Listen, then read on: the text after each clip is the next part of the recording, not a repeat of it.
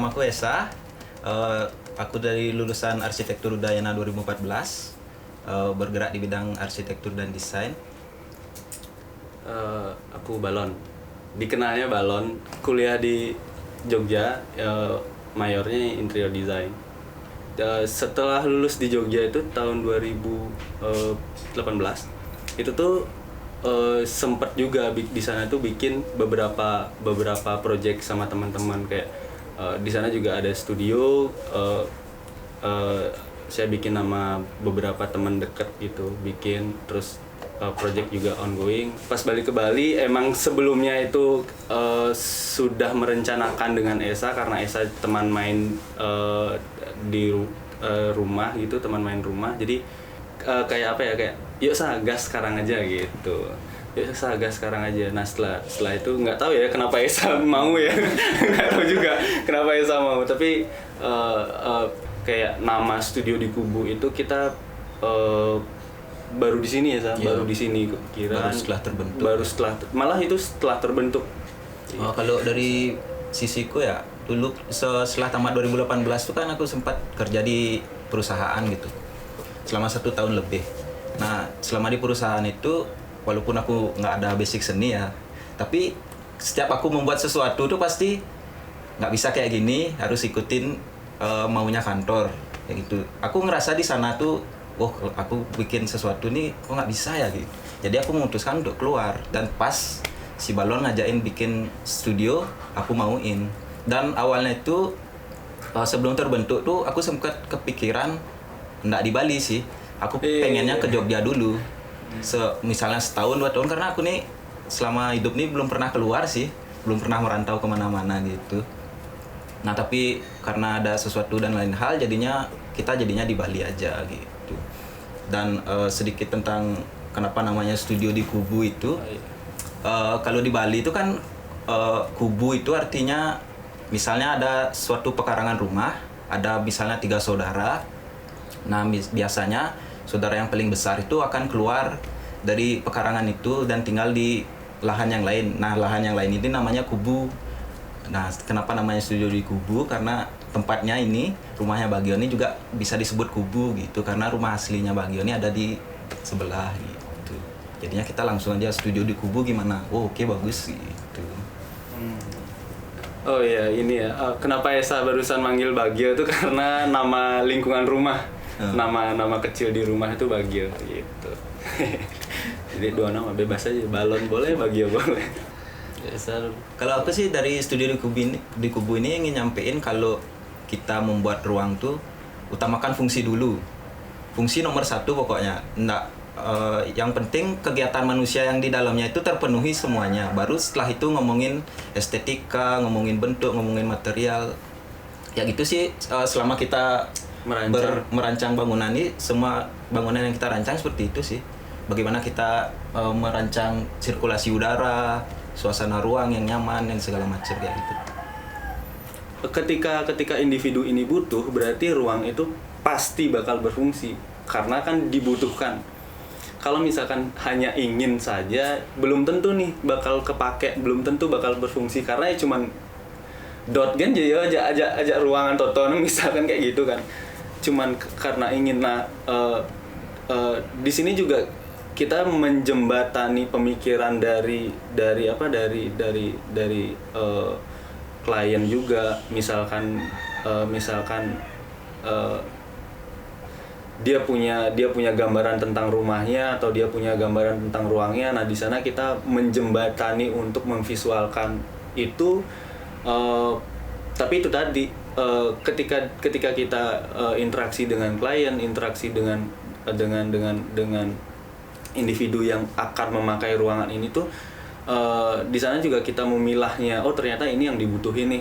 Oh ternyata ini cuman diinginkan dari si klien. Belum tentu membutuhkan juga. Terus apa? Ketika klien memvisualkan sesuatu,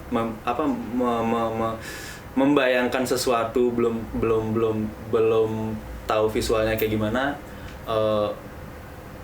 di sanalah kita akan bermain gitu. Di sanalah kita akan bermain tentang oh gini nih nanti ternyata ini nih cuman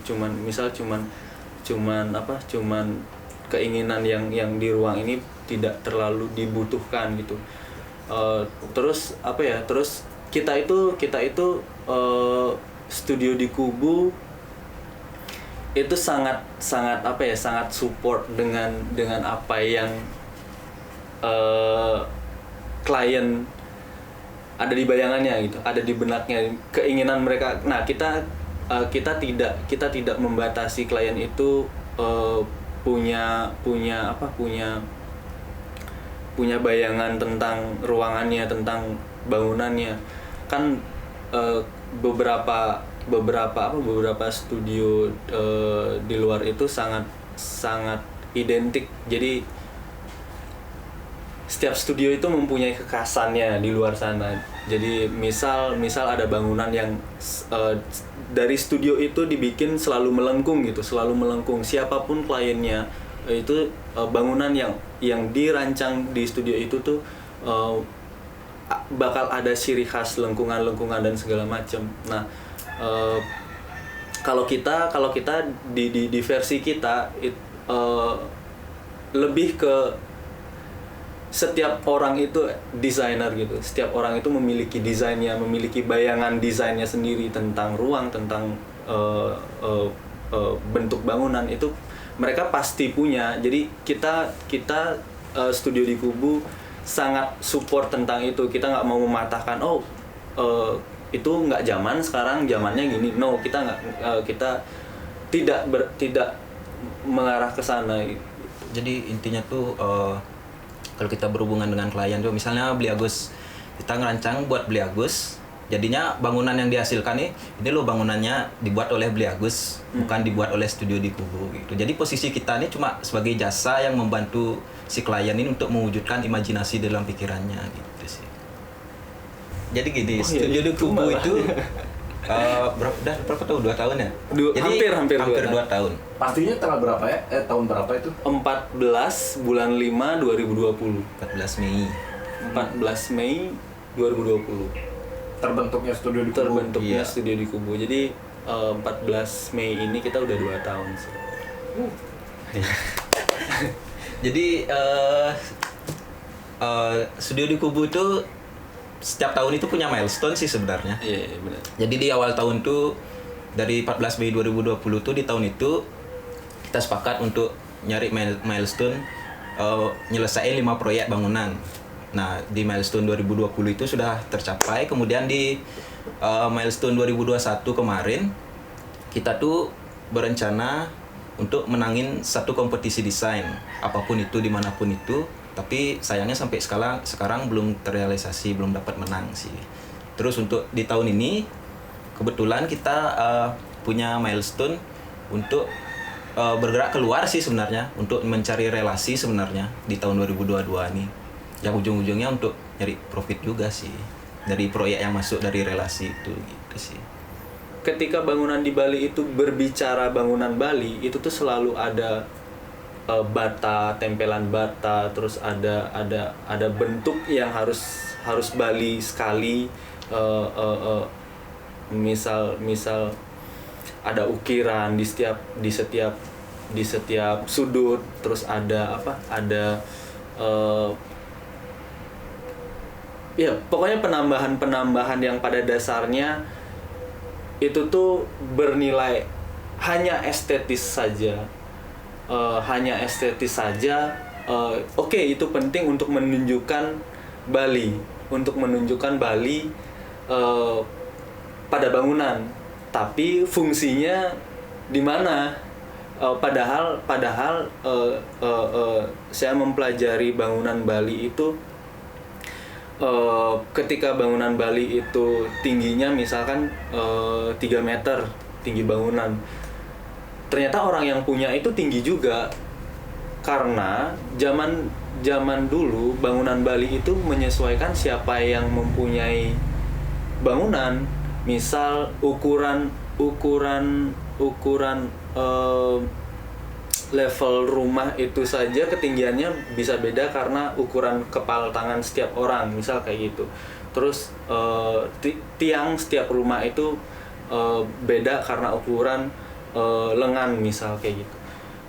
Nah itu semakin kesini semakin tertutupi atau pudar saja karena tertutup dengan hal yang ingin dicapai. Yang ingin dicapai apa ya? Estetis itu tadi. Padahal mungkin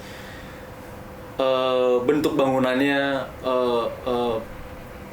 bus tegel atau bus endep atau gimana ya, yang penting ada batu tempelan yang itu mencirikan bangunan Bali misal kayak gitu. Itu kan dari value yang kita keluarkan itu sudah lebih jauh di atas. Misal bangunan satu bangunan rumah Bale Daje itu bisa kebangun dengan harga 150 hanya Bale Daje tanpa tempelan. Misal ditempel lagi biar terlihat lebih Bali itu bisa 2 kali lipat di 300 juta misal kayak gitu. Nah, seninya orang Bali itu ketika melakukan sesuatu, bukan membawa sesuatu.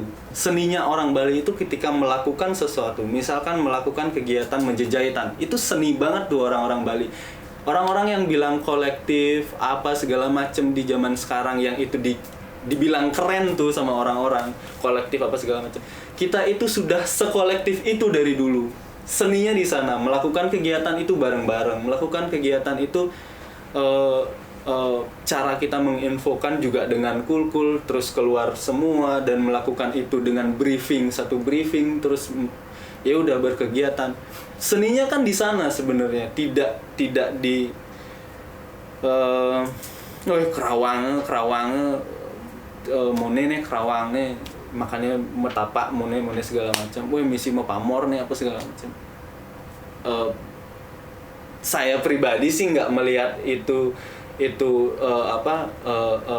sesuatu yang wah gitu, bukan sesuatu yang wah. Ya itulah, kalau misalkan berbicara tentang hal di Bali yang di zaman sekarang itu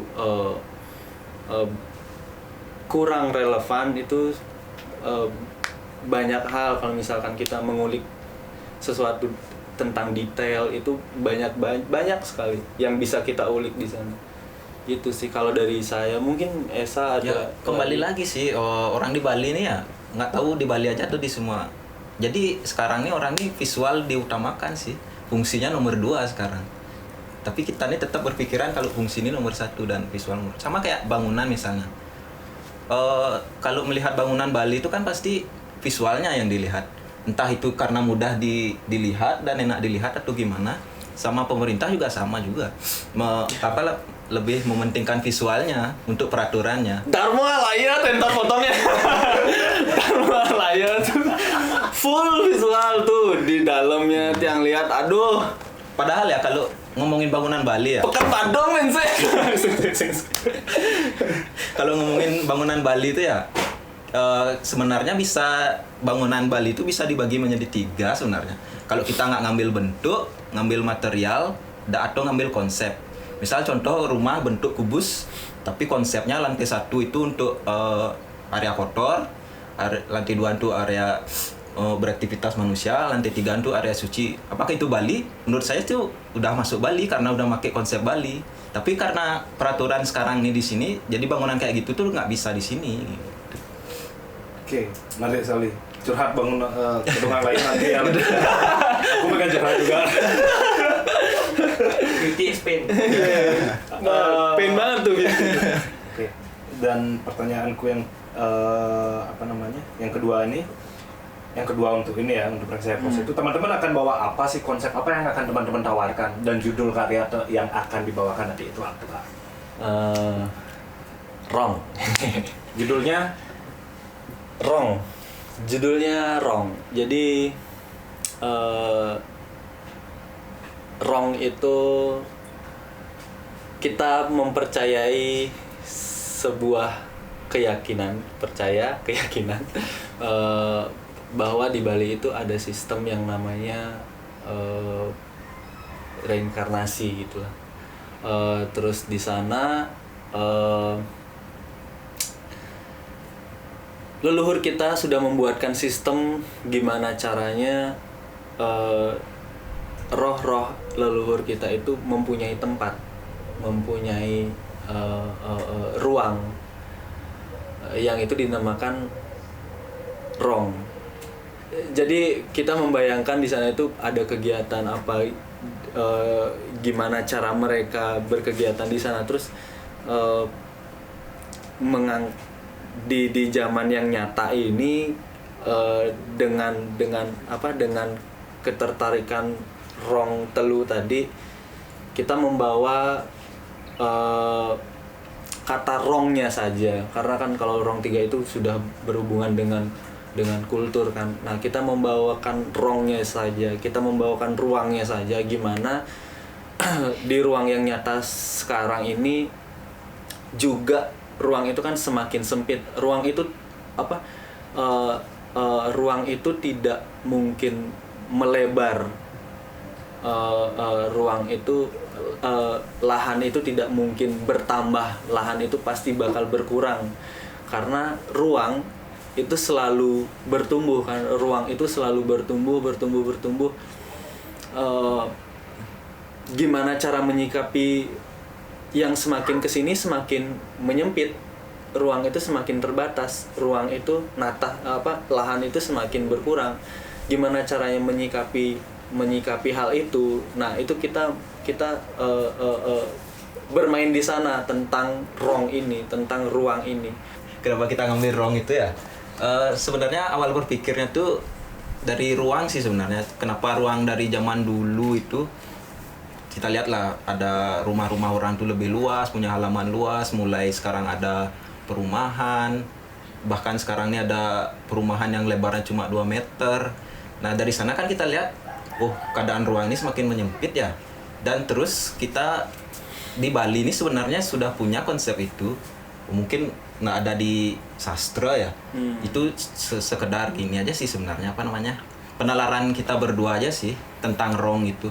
Karena rong itu sebagai ruang yang ditempati oleh leluhur kita membayangkan leluhur kita beraktivitas di dalamnya. Kemudian kita serap konsep yang kita bayangkan itu ke dalam sebuah ruangan yang kecil. Jadinya ketika ruangan yang kecil itu kan udah nggak bisa dirubah nih. Misalnya bangunan, rumah. Kalau untuk merubah itu harus kita jebol sana sini kan. Yang bisa dikonfigurasi di sana untuk banyak kegiatan itu isi dalamnya. Jadi furniture misalnya meja, kursi segala macam. Nah, di bagian sana yang kita coba eksplorasi apa aja yang bisa dibikin, dan jadilah produk portable itu. Jadi bisa dibawa kemana-mana. Misalnya zaman sekarang juga orang banyak yang gini ya, yang nyewa kontrakan, nyewa kos-kosan. Jadi ketika dia beraktivitas di dalamnya, bisa dia beraktivitas semuanya. Ketika dia ingin pindah, dia juga gampang membawa aktivitasnya itu ke tempat lain, kayak gitu sih.